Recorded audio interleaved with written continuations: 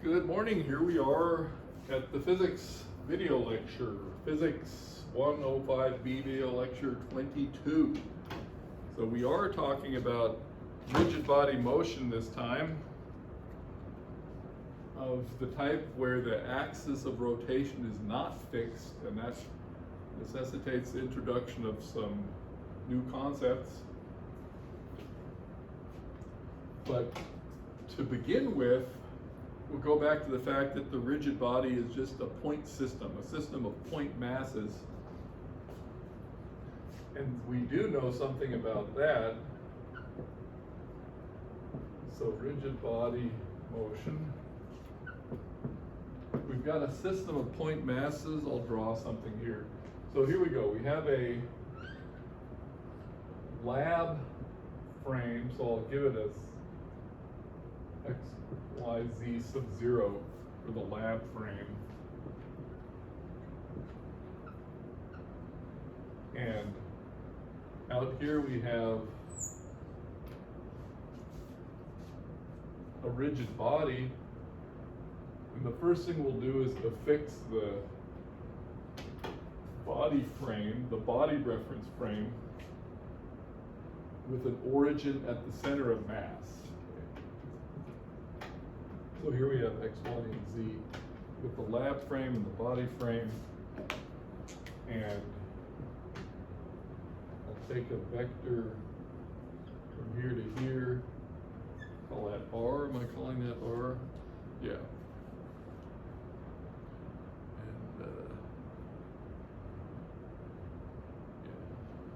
So this here is a body of mass, capital M. So yeah, it's a point system, it's moving around. And the lab frame, we'll say, is an inertial frame. The body frame obviously is not, because it's going to be tumbling around in space. But it is a point system.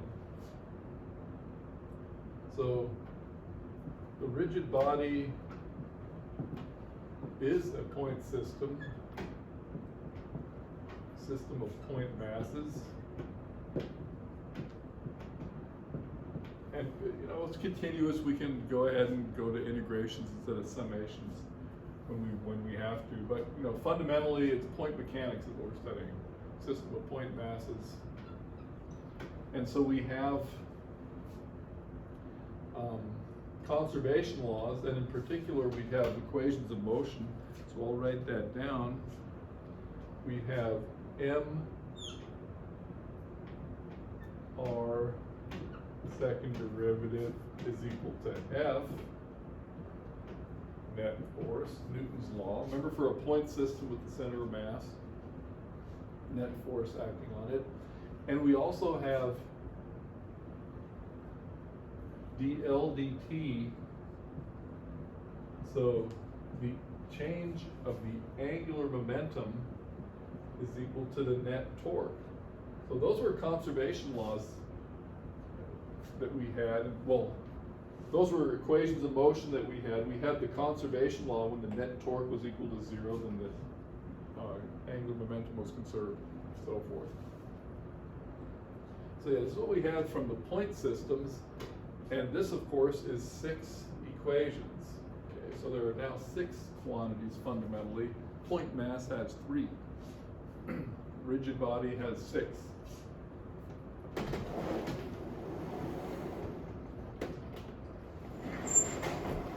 But it turns out we need something else here, because we want to characterize the motion of the body, its whole turnings and tumblings, and that's going to necessitate the introduction of the angular velocity vector. And the point is that the angular velocity is no longer going to be a fixed vector either. So I think, so next what we're going to do, and this is really the rest of this hour, I think it's going to be a short hour, angular velocity. We want to characterize the angular velocity. So we'll start with an infinitesimal displacement. So begin with a displacement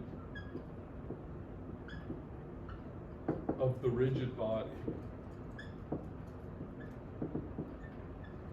So a displacement, you can imagine, just for a concrete example, you've got this board here, or a beam, a board or something, and you end up displacing it to here. Okay, am I calling that A and B? Just calling this point 1 and this point 2. And let's say that's an infinitesimal displacement. That means what we can say is, if we locate the centers of mass, there is a translation. I'm going to do this with a clever, yeah. Okay. So this displacement is equal to a translation that goes like this.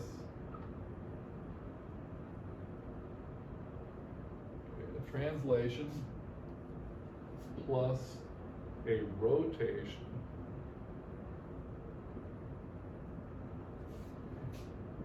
which rotated it like that. So infinitesimal displacement.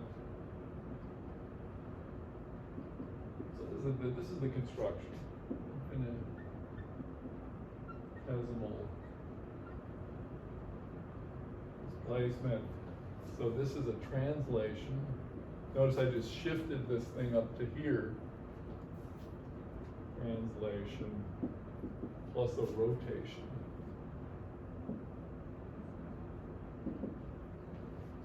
About some axis. Now I'm just doing it in the plane, which makes it easier.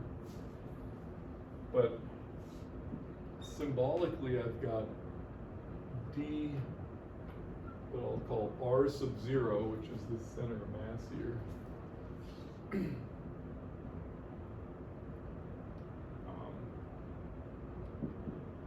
Actually, it's not the center of mass. It's a point on this beam, a single point on this beam here. D R sub 0 is D capital R. And now the next one here, since I've got that little rotation, it's going to be D theta vector cross R. So this is in the center, this is in the lab system. This R is a part of the body, okay? It's a point on that body. And this is an infinitesimal rotation you just get with that cross product. Now if we just divide by dt, then what do we get? We get V0 is equal to V center of mass plus omega cross R. So this is really fundamental. So the d theta dt turns into an omega cross omega, and I've got a picture for the d theta, where if we are at the origin in the primed system, so this is our origin, this is our origin prime.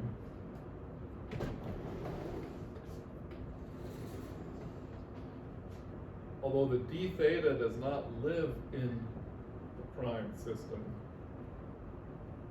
per se, we've got d theta, let's not add d theta here, like that. And we would have a vector R. If we do that cross product, you have to imagine the perspective, right, of us having a little d theta rotation. That's supposed to be into the board, so that's d theta cross R. So let's make sure we know where each of these things belongs to. This is part of the body system. Okay. And this is the lab system, and this here is center of mass. So the center of mass velocity plus this rotational part here, omega cross R. But it had to be an infinitesimal displacement, properly speaking, because this rotation that we did is about whatever axis, momentary axis, allows that rotation to take place. On the board, of course, it's just coming in and out of the board. So good, we have this here, and we'll do a little example of it.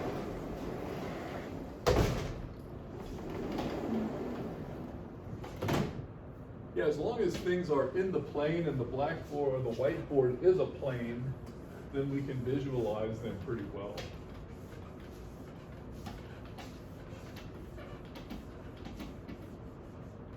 So for our example, let's just imagine we have a disk. We have a disk that's rotating counterclockwise as it translates across the board here. So we have a rotating disk, okay, and then that omega vector, of course, is sticking straight out of the disk. And if you just have some point,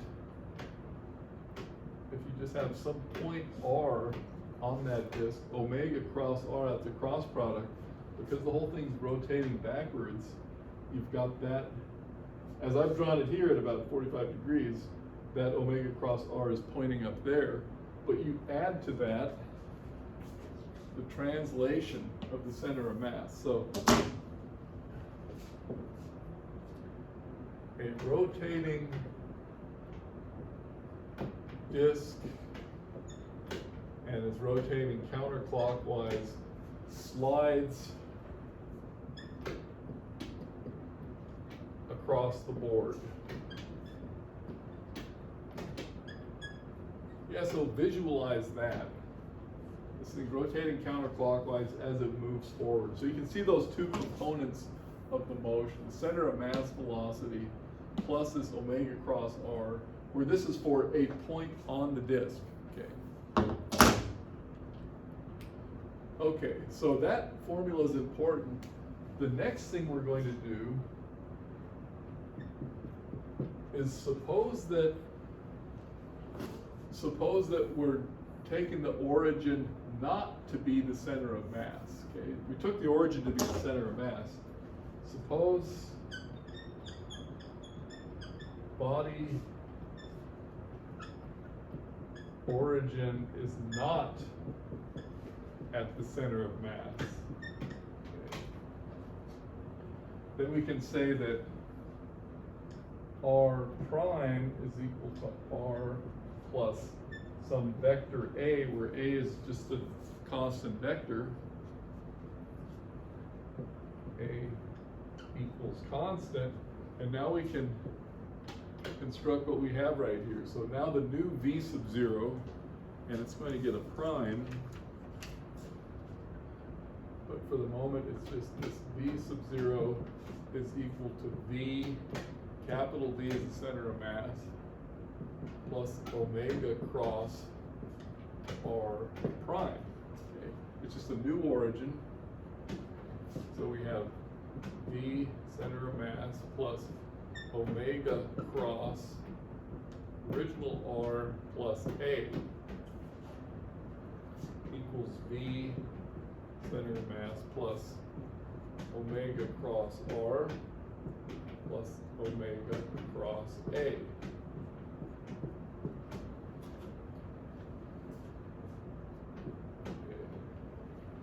And remember, this is just in the lab system, the V. Now, got room for this, but we should say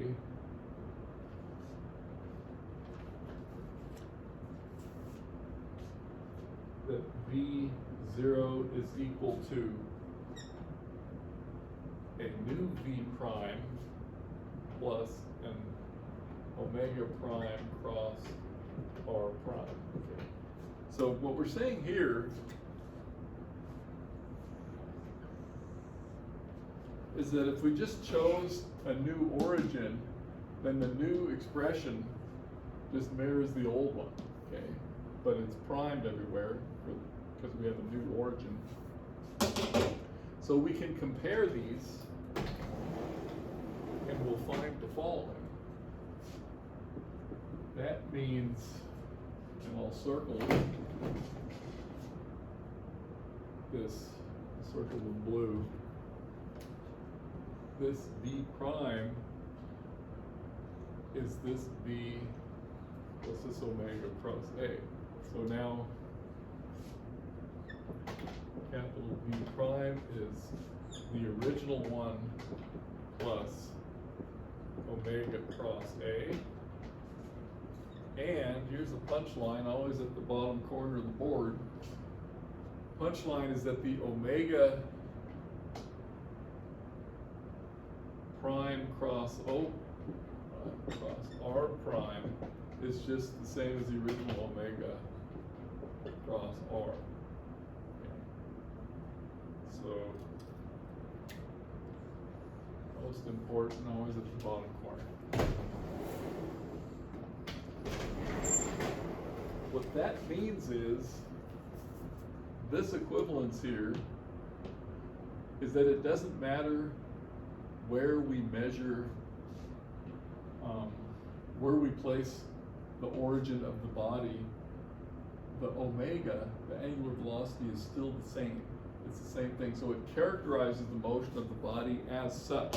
Okay, it's independent of that. So this omega, this angular velocity definition that we started with right here, really characterizes the motion of the body as such. It's rotation. So I'm going to put that under here, because what we now can say is that this omega prime is equal to the original omega. Omega characterizes the body, the motion of the body independent of the origin, as such. I have my notes. Okay.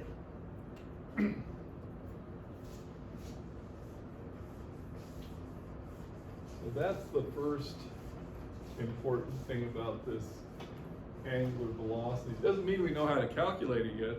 Okay, we're just starting to construct it.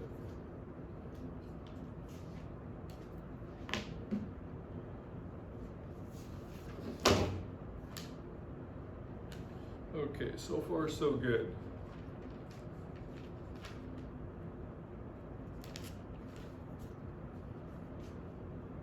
So next,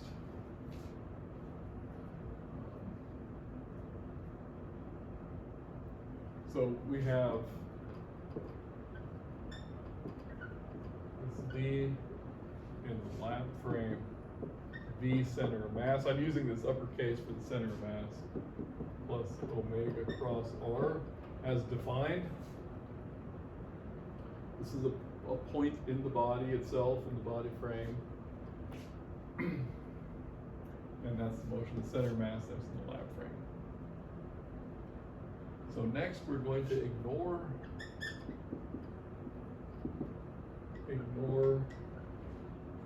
V center of mass, which is this one. So now we have this B0. Eventually I'm going to drop that subscript, but we have it for now. It's just omega cross R. So we're ignoring the motion of the center of mass. What if this point on the body is itself moving with respect to the body? If the point on the body is moving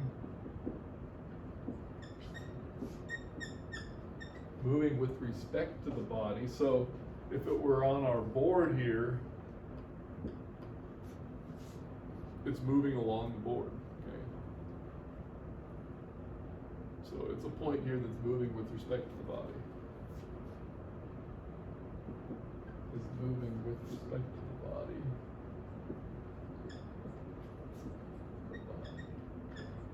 So if that's the case,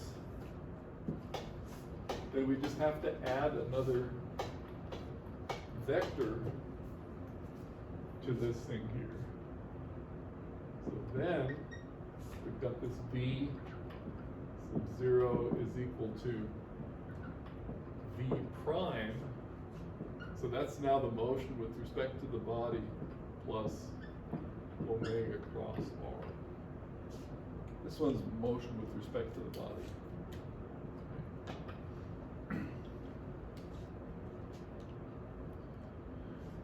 And this generalizes, so this is actually a really important expression.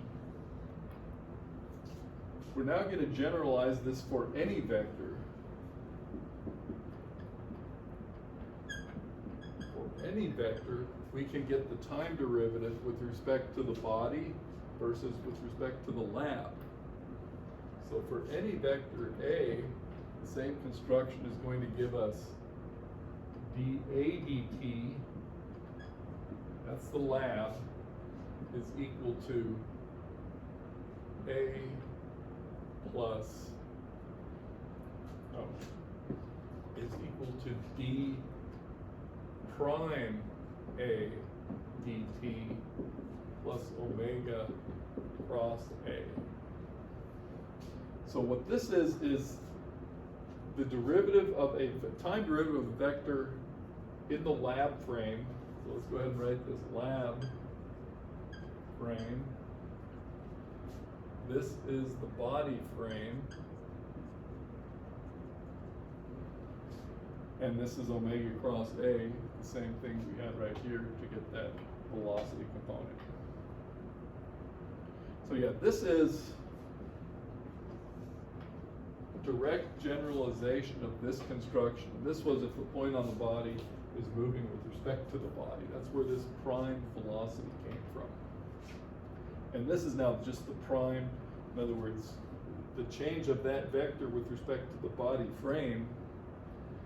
And in the lab frame, it's this plus this omega cross that vector.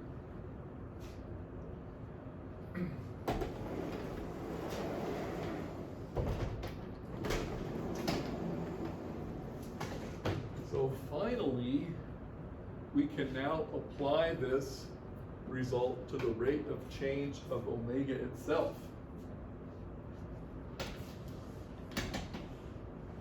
So directly in this red equation there, we're going to plug omega.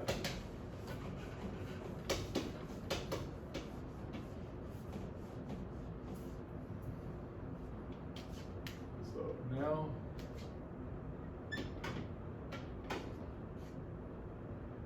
for the rate of change, or just for the change of omega itself, we have d omega dt, because I'm just plugging in up there, equals d prime omega dt plus omega cross omega. So that's really interesting, because this, of course, is 0. Right? Cross product with itself. And what that is saying is that the rate of change of the angular velocity vector is the same in the lab frame and in the body frame. And later on, and not too far from now, there's a really basic demonstration of this fact, which will make it concrete. Right now it seems a little surprising that the rate because the vector itself isn't necessarily the same in the body frame and the lab frame by any means, but the rate of change is. So we'll see that.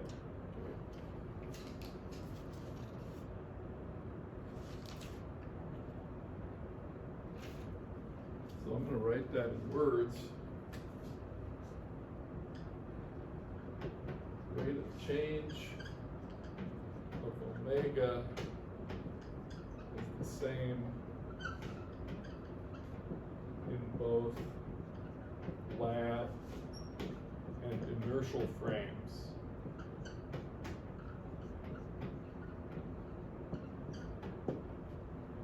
And we'll demonstrate it at some point. This formula is going to be of major use to us later on as well. Okay, so that is what we need to make progress.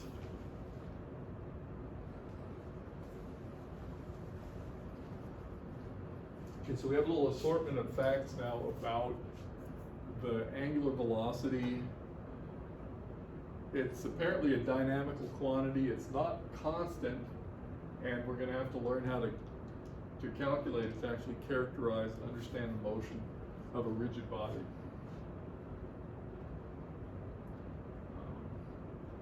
See, the difference is in the fixed axis situation, omega and L are parallel, so you can kind of use them interchangeably. They're just a different factor in front of them. Omega, angular velocity, and angular momentum are parallel. But what we're going to have now is that they're not parallel, and that's where the complication arises. Nor are they fixed in space. Neither parallel nor fixed in space. Okay, so now we can start our next topic. Might be good to collect these results about angular velocity, and particularly that formula there.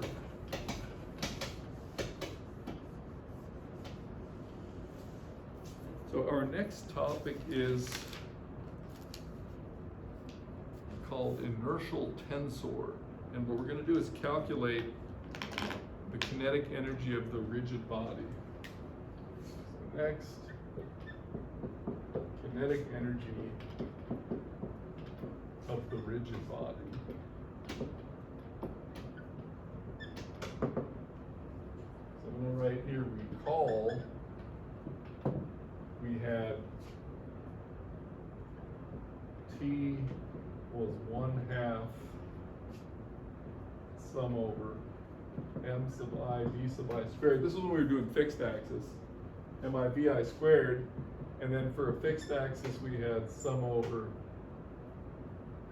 mi, and the v sub I was omega sub I L sub I, but it wasn't omega sub I, it was just omega L sub I squared. And we were able to write it this way, m sub I L sub I squared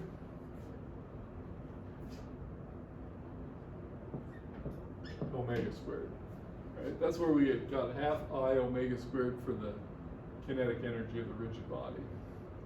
Now we have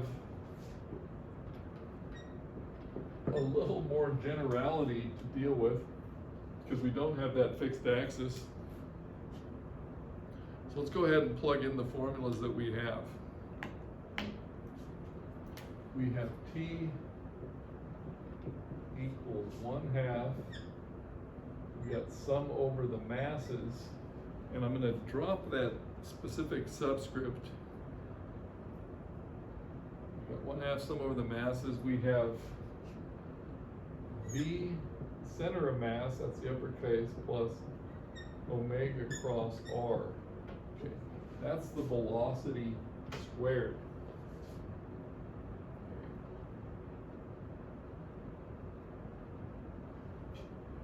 And I'm leaving off the subscript because we're going to need subscripts for these R's in a little while.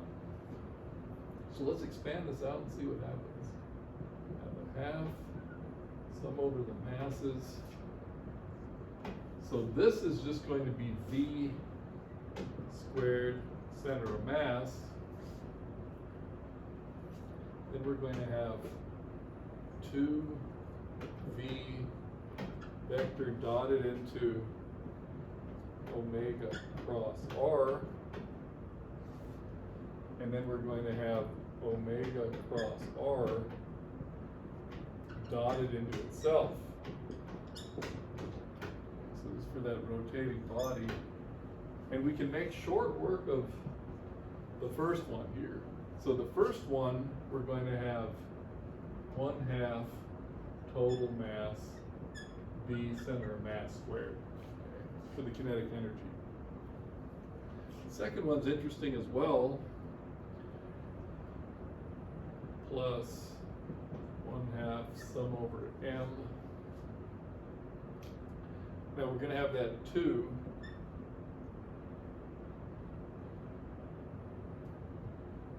here's what I'm going to do. Before I write it, let's go ahead and see what we can do with this dot product. V dot omega cross R. We can cycle through twice. So I'll do some red. So we'd have V dot omega cross R is going to be equal to R dot V cross omega is going to be equal to omega dot R cross V. Okay. And where V does not carry a subscript. So when we do it in this form here, we have plus 1/2 sum over m.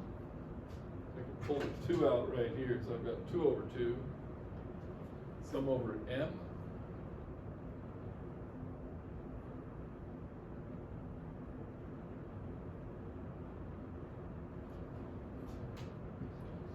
Let's do all of this at once. It's no problem at all.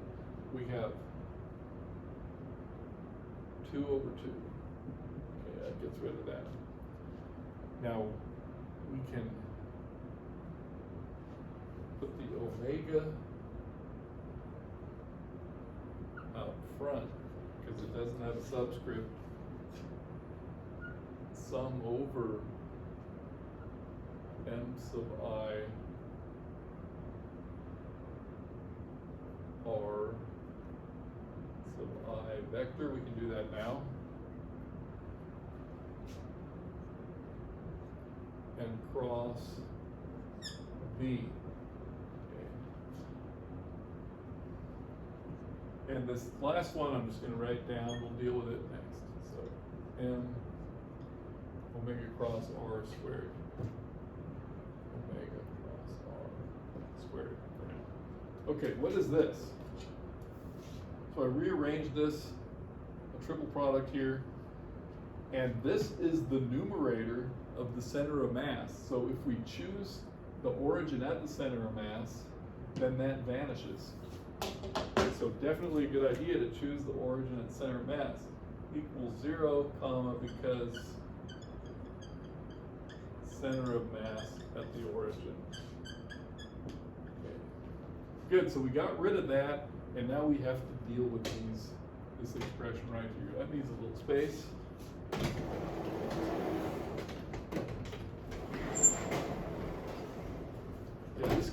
Yeah, this construction, this thing comes up repeatedly in this semester, doesn't it? An origin at the center of mass, cross terms go away. So always a good thing. Okay, how are we doing time-wise? All right, perfect.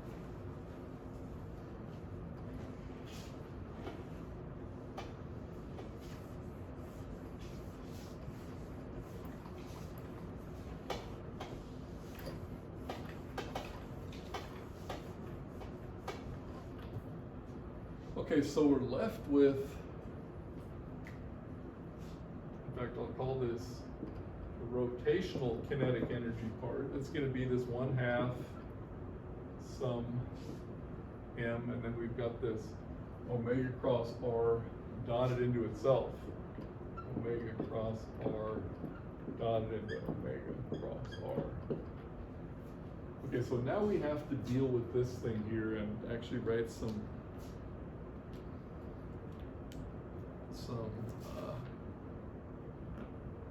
indices, but we're use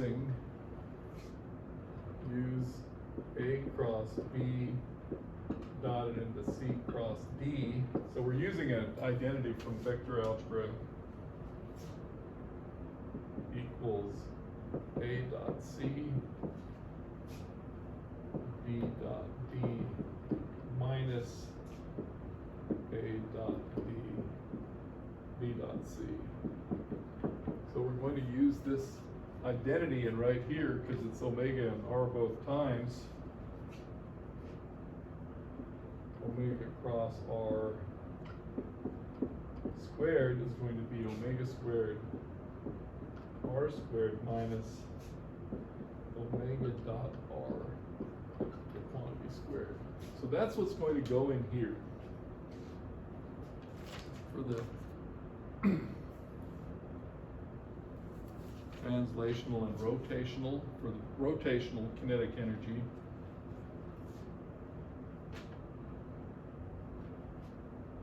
And now we're going to put in subscript. So for here we can have r squared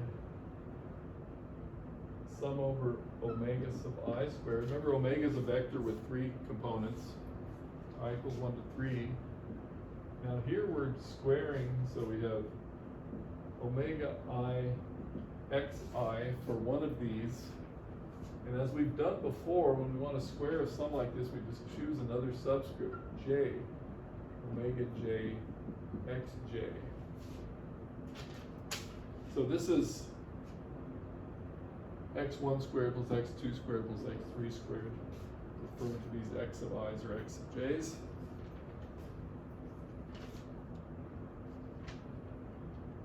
And we can now turn this into a double sum over I and j as well by having the omega I, omega j, and a Kronecker delta. So we'll have r squared delta ij minus xi xj. Okay, so now that we have that, let's discuss it, because we've seen this very similar thing before with the quadrupole tensor. In fact, that's why I was missing the 3 on the quadrupole tensor a couple times through. Okay. So again, if you work your way backwards from here, it's very clear. You've only got a non-zero part when you have omega I equals omega j. That's what the Kronecker delta is telling us, and that collapses this onto here, the r squared just being the x1, 2, 3 squared components of the position there. So yeah, the Kronecker delta allows us to factor that out. And I'm just going to rewrite the order. Well, actually, I'm going to use this now and write down what we have in its final form.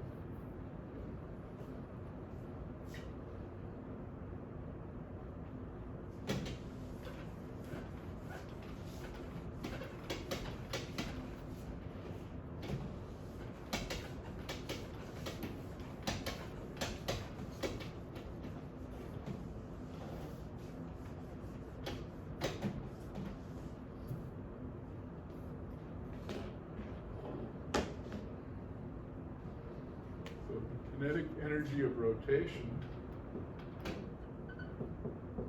is now it's everything in front of us. There we have 1/2 double sum I and j, and then we have the m and this expression here. Put the sum of the masses in, yes.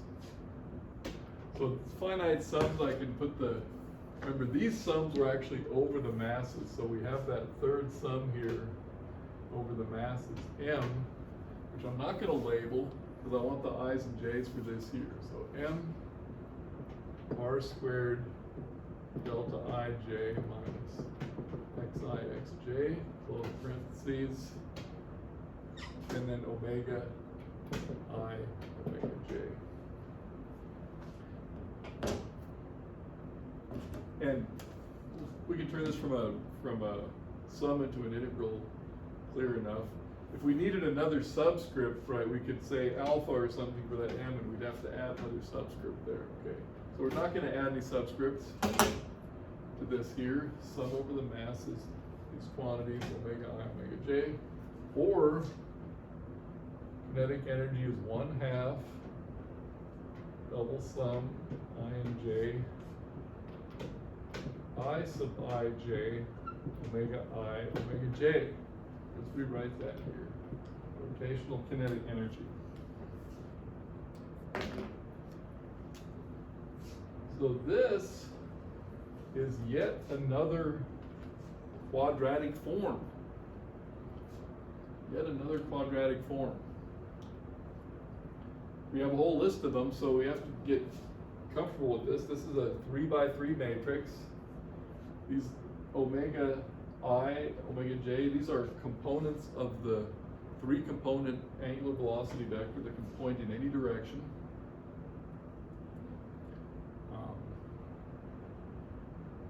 So yeah, we now have the inertial tensor characterizing the mass distribution instead of just a single moment of inertia.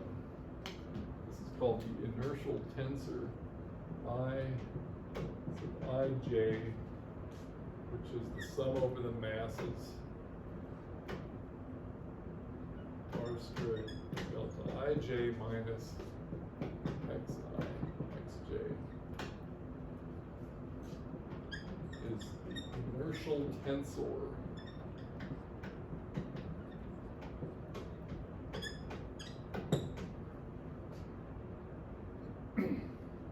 And of course, we could also write integral dm and then r squared delta ij minus xi xj. We're going to have to write any primes or anything. This is just integrated over the body. So that's what the meaning of that sign. Inertial tensor.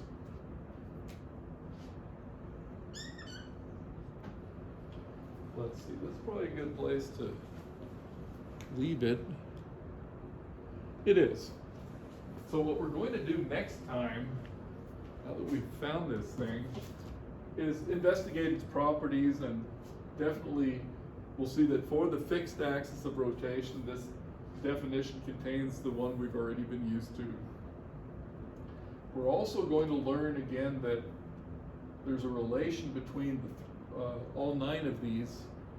If the body is symmetric, we'll find again that we don't have to calculate more than the diagonals. So that simplifies things a lot. Generally, any of these components can exist, but symmetric bodies, we only have a diagonal tensor, which makes things a lot easier. Okay, good. I'm glad we made it this far. And so now we have talked about angular velocity and some of its properties, and now we have the inertial tensor. So we're ready to make our way into dynamics. First we'll talk about some properties of this, some integrations, maybe take a little detour into some integration theory to help us out, and then we'll get to the dynamics of the rigid body. Good. See you guys next time.